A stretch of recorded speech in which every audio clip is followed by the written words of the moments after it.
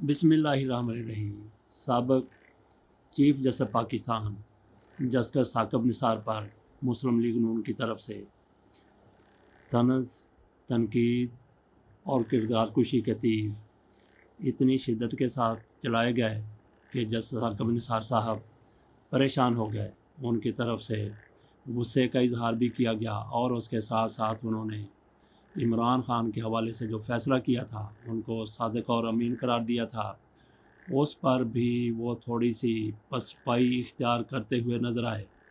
उनकी तरफ से कहा गया मुकम्मल तौर पर इमरान ख़ान को सादिक और अमीन करार नहीं दिया था, तो गोया किसी को कोई कह दे कि ये पूरा चोर नहीं है, इसने पूरा सच नहीं बोला, इसने पूरा झूठ नहीं बोला। इसी तरह का जस्टिस साकिब निसार साहब की तरफ से परेशान होकर या मजबूर होकर बयान दिया गया था, तो क्या उसके बाद इनकी तरफ से तीरों का रुख दूसरी तरफ चला गया या इनकी तरफ से तीरों का रुख मुस्लिम लीग नून की तरफ से हटा लिया गया है? तो ये नाजरीन आपके सामने सवाल है। जस्टिस साकिब निसार की तरफ से इसी दौरान ऐसा भी कुछ कह दिया गया कि लोग इनकी मौत की दुआएं करते हुए नज़र आएँ। हालांकि ऐसा कोई भी किसी की मौत की दुआ नहीं करता, लेकिन जब एक आप तजस्सुस अपनी मौत के साथ वाबस्ता कर देते हैं तो फिर लोगों की ख्वाहिश तो होती है कि ये तजस्सुस कैसे ख़त्म होगा, कब ख़त्म होगा। पहले चलते हैं जस्टिस साकिब निसार साहब की तरफ से अपने इंटरव्यू के दौरान जो कुछ इमरान ख़ान के हवाले से कहा गया कि मैंने उनको मुकम्मल तौर पर सादिक और अमीन करार नहीं दिया था। जस्टिस साकिब निसार साहब की तरफ से अपने इंटरव्यू की इब्तदा इस तरह से की गई। आजकल अदालती फ़ैसलों पर वो बात कर रहे हैं जिन्हें कानून की ज़बर ज़ेर मालूम नहीं। जो शख्स आज अदालतों पर हमलावर है वो कभी अदालतों का पसंदीदा रहा है। सिर्फ़ एक मुकदमे के अलावा इससे हमेशा अदालतों से रिलीफ मिला है। ये बात कर रहे हैं जनाब मियां नवाज शरीफ साहब की कि मियां नवाज शरीफ को हमेशा ही अदालतों से रिलीफ मिलता रहा। एक फ़ैसला उनके ख़िलाफ़ आया तो ये तो अदालतों के बड़े पसंदीदा रहे थे। जो फ़ैसला उनके ख़िलाफ़ आया नाअहलियत के हवाले से और जिस तरह से मियां नवाज शरीफ को कैद की सज़ा सुनाई गई, जुर्माने की सज़ा सुनाई गई, वो सारा कुछ आज अदालतों की तरफ से रिवर्स कर दिया गया है। ये नहीं कि रिवर्स हो रहा है बल्कि रिवर्स कर दिया गया है। मियां नवाज शरीफ को अगर अभी तक अदालत की तरफ से नहीं कहा गया तो ये नहीं कहा गया कि वो सादिक और अमीन हैं। जस्टिस साकिब निसार साहब अपने इंटरव्यू में मज़ीद कहते हैं जब चीफ़ जस्टिस नहीं बना था तो नवाज शरीफ ने मुख्तलिफ़ हलकों में कहना शुरू किया कि ये अपना चीफ़ है। मैंने पनामा केस में ख़ुद को बेंच से अलग कर लिया था और नाअहली केस में मियाद से मुतल्लक ओपन नोटिस कर दिया था कि जो भी मुआवनत करना चाहे करे। नाअहली की मियाद का तकर्रर आइन व कानून की रोशनी में किया।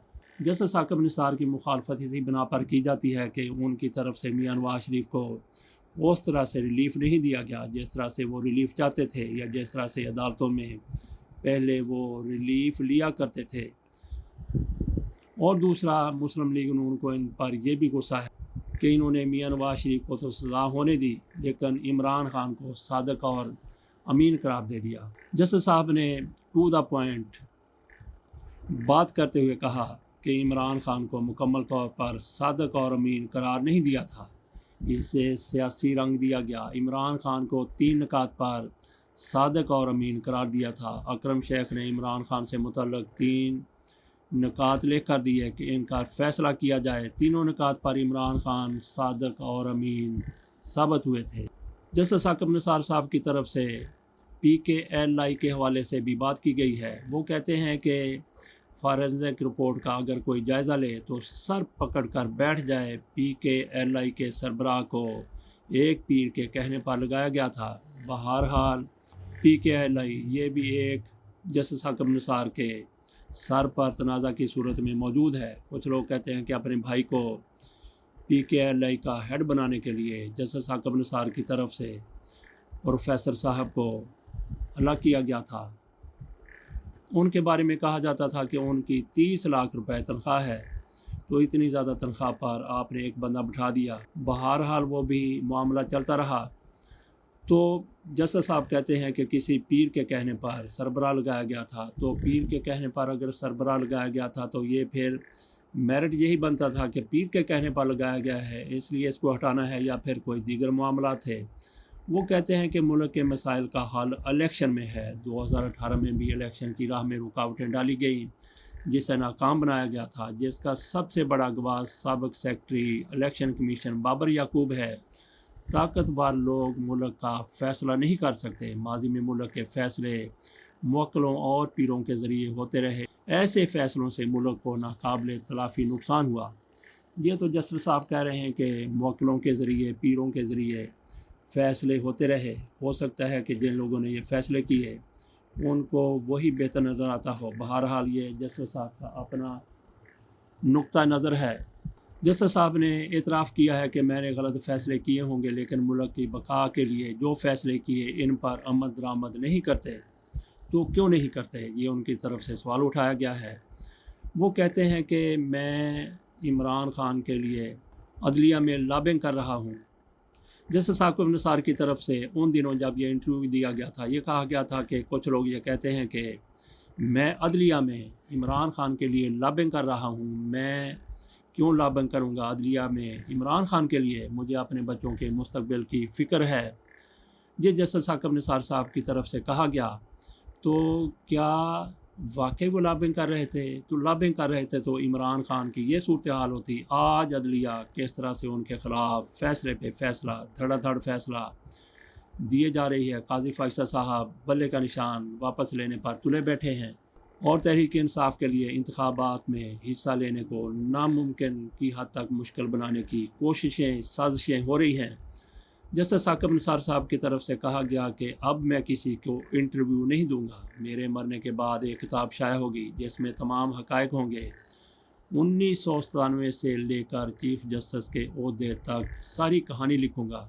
تو ناظرین، یہی ہمارا نقطہ نظر ہے کہ جسٹس ثاقب نثار صاحب نے اعلان کیا ہے کہ وہ کتاب لکھیں گے جو ان کے مرنے کے بعد شائع ہوگی۔ تو اس طرح سے ایک تجسس انہوں نے برقرار رکھا ہے، جس کی وجہ سے ان کے چاہنے والے بھی اور دیگر لوگ جو چاہتے ہیں کہ سارا معاملہ سامنے آئے، وہ خواہش کریں گے کہ یہ کتاب جتنا جلد ہو سکتا ہے سامنے آ جائے۔ جسٹس ثاقب نثار صاحب کی ان کے دشمن تو ان کے موت کی خواہش کر سکتے ہیں، لیکن ان کے چاہنے والے، بہی خواہ اور انسانیت کے قائل لوگ ویسا کبھی سوچ بھی نہیں سکتے۔ لیکن جسٹس صاحب تھوڑی سی جرت کریں۔ اپنے مرنے کے بعد وہ کہتے ہیں کہ کتاب شائع ہوگی۔ جب کتاب شائع ہوگی تو کوئی جواب دینے کے لیے موجود نہیں ہوگا۔ جو کچھ آپ سے پوچھا جائے گا، جو آپ کے حوالے سے سوال اٹھائے جائیں گے، شاید اسی لیے جسٹس صاحب کتاب اب لکھ چکے ہیں اور اپنی موت کے بعد وہ شائع کروانا چاہتے ہیں۔ جوش میلی آبادی کی طرف سے بھی ایسا ہی کیا گیا تھا۔ انہوں نے کہا تھا کہ یہ کتاب میرے مرنے کے بعد شائع کی جائے، لیکن کسی نے ان کی زندگی میں ہی وہ کتاب شائع کر دی تھی۔ تو جسٹس صاحب، یہ پاکستان ہے، آپ کتاب لکھیں۔ آپ کے کتاب کے مرتب ہونے سے پہلے اور آپ کی کتاب کی تکمیل سے پہلے وہ وہاں تک پہنچ جائے گی جہاں تک عموماً پہنچا کرتی ہے، لیکن آپ کیونکہ ان اداروں کے خلاف نہیں ہیں تو ہو سکتا ہے کہ آپ کی کتاب اس طرح سے منظر عام پر نہ آئے جس طرح سے اگر ادارے آپ کے خلاف نہ ہوں تو آ سکتی ہے۔ لیکن جو لوگ آپ کے خلاف ہیں وہ بھی بڑے طاقتور ہیں، ہو سکتا ہے کہ وہ کتاب کا مسودہ کہیں سے لے کے اس کو شائع تو کیا، اس کو بالکل ملیا میٹ کر کے ہی رکھ دیں۔ ناظرین، اجازت دیجیے اور انتظار کیجیے جسٹس ثاقب نثار کی موت کا نہیں، بلکہ ان کے اس فیصلے کا جس میں وہ اپنا پرانا فیصلہ بدلتے ہوئے نظر آئیں، اور کتاب وہ اپنی زندگی میں ہی شائع کر کے دنیا کے سامنے تمام تر حقائق رکھ دیں۔ اللہ حافظ۔